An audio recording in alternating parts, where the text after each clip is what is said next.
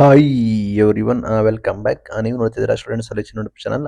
ಶಿಕ್ಷಕರ ನೇಮಕಾತಿ ಬರೋಬ್ಬರಿ 21,000ಕ್ಕೂ ಹೆಚ್ಚು ಹುದ್ದೆಗಳು. ಸಿಎಂ ಅವರು ಗ್ರೀನ್ ಸಿಗ್ನಲ್ ಏನು ಸಂಪೂರ್ಣ ಮಾಹಿತಿಯನ್ನು ತಿಳಿಸ್ಕೊಡ್ತೀನಿ.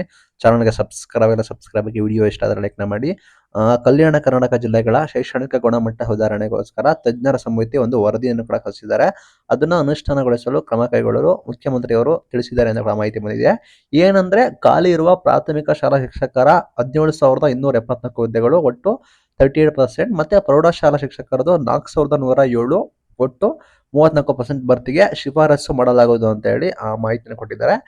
ಏನಾಗುತ್ತೆ ಅಂದ್ರೆ ಕಲ್ಯಾಣ ಕರ್ನಾಟಕ ಪ್ರದೇಶವು ತನ್ನದ ವ್ಯಾಪ್ತಿಯಲ್ಲಿ ಒಟ್ಟು ಶಾಲೆಗಳಲ್ಲಿ ಸರ್ಕಾರಿ ಶಾಲೆಗಳ ಪಾಲು ಬರೋಬ್ಬರಿ 57% ಕೂಡ ಇದೆ. ಖಾಸಗಿ ಶಾಲೆಗಳು ಬಂದ್ಬಿಟ್ಟು 33% ಇದಾವೆ. ಅದು ಬಂದ್ಬಿಟ್ಟು ಅಲ್ಲಿ ನಾರ್ತ್ ಕರ್ನಾಟಕ ಸೈಡು.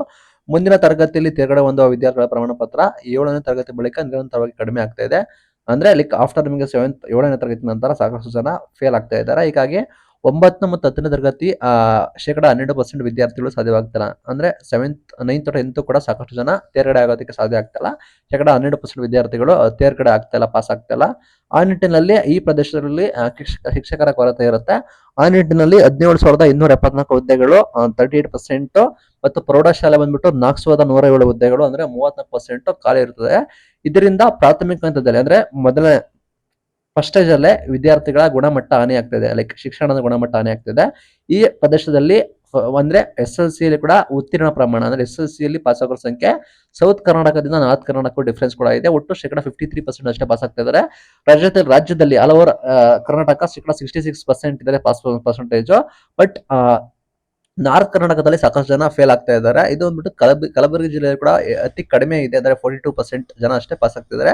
ಆ ನಿಟ್ಟಿನಲ್ಲಿ ರಾಜ್ಯದಲ್ಲಿ 3 ಪರೀಕ್ಷೆ ರಿಸಲ್ಟ್ ತೆಗೆದುಕೊಂಡ್ರೆ ಅಲ್ಲಿ ಬಂದ್ಬಿಟ್ಟು 78% ಅಷ್ಟೇ, 79.97% ಅಷ್ಟೇ ಪಾಸ್ ಆಗ್ತಿದ್ದಾರೆ. ವಿಜಯನಗರ ಜಿಲ್ಲೆ ಹೊರತುಪಡಿಸಿ ಅಂದ್ರೆ ವಿಜಯನಗರ ಸ್ವಲ್ಪ ಇಂಪ್ರೂವ್ಮೆಂಟ್ ಇದೆ ನಿಮ್ಗೆ ನಾರ್ತ್ ಕರ್ನಾಟಕದಲ್ಲಿ. ಅದನ್ನ ಬಿಟ್ಬಿಟ್ಟು ಉಳಿದ ಎಲ್ಲ ಜಿಲ್ಲೆ ಕೂಡ ಫಲಿತಾಂಶ ಕಡಿಮೆ ಇದೆ. ಈ ನಿಟ್ಟಿನಲ್ಲಿ ಶಿಕ್ಷಕರ ಕೊರತೆ ಇದೆ. ಟೀಚಿಂಗ್ ನ ಕಡಿಮೆ ಮಾಡಬೇಕು, ಸಾಮರ್ಥ್ಯ ಹೆಚ್ಚಳ ಮಾಡಬೇಕು, ತರಬೇತಿ ಕೊಡಬೇಕು.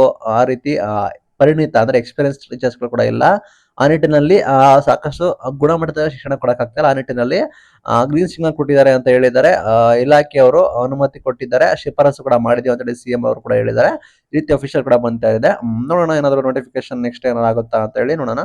ಒಟ್ಟಾರೆ 17+4 21,000ಕ್ಕೂ ಹೆಚ್ಚು ಹುದ್ದೆಗಳು ಕೂಡ ನಾವು ಶೀಘ್ರದಲ್ಲೇ ನಾವು ನೋಟಿಫಿಕೇಶನ್ ಕೂಡ ಮಾಡ್ತೀವಿ. ನಾವು ಕೂಡ ಇನ್ನು ಕೂಡ ರಿಪೋರ್ಟ್ ನ ವರದಿ ಕೂಡ ಸಲ್ಲಿಸಿದೀವಿ ಅಂತ ಹೇಳಿ ಸಿಎಂ ಅವರು ಕೂಡ ಹೇಳಿದ್ದಾರೆ. ನೋಡೋಣ ಏನಾಗುತ್ತೆ ಅಂತ. ಇದು ಇವತ್ತಿನ video. Thank you for watching. Thank you.